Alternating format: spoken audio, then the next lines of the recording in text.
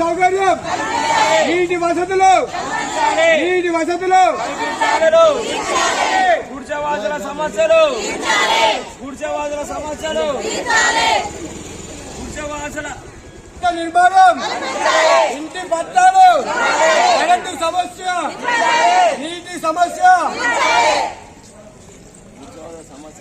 గుడిసెవాసుల సమస్యలు, గుడిసెవాసుల సమస్యలు,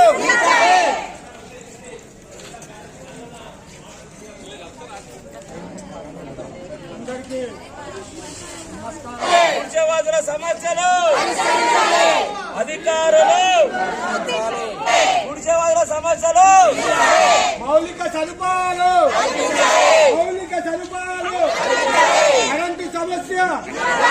కరెంటు సమస్య. మేము అనుకున్నది ఒకటే, మేము ఒక 4.5 సంవత్సరాల కింద సిపిఎం పార్టీ తరఫున గుడిసెలు వేసి 4.5 సంవత్సరాలు అవుతుంది.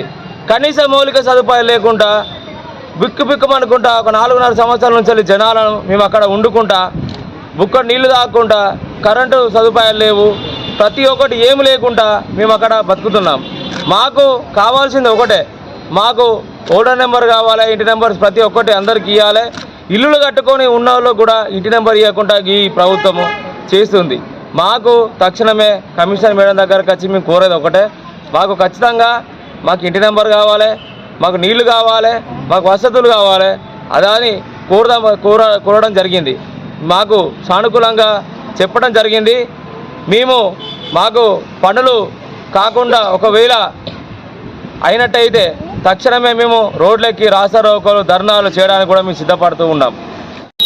జక్కలొద్దిలో నిరుపేద ప్రజలైన 1500 కుటుంబాలు ఇల్లు లేక గుడిసెలు వేసుకొని నివాసం ఉంటున్నారు.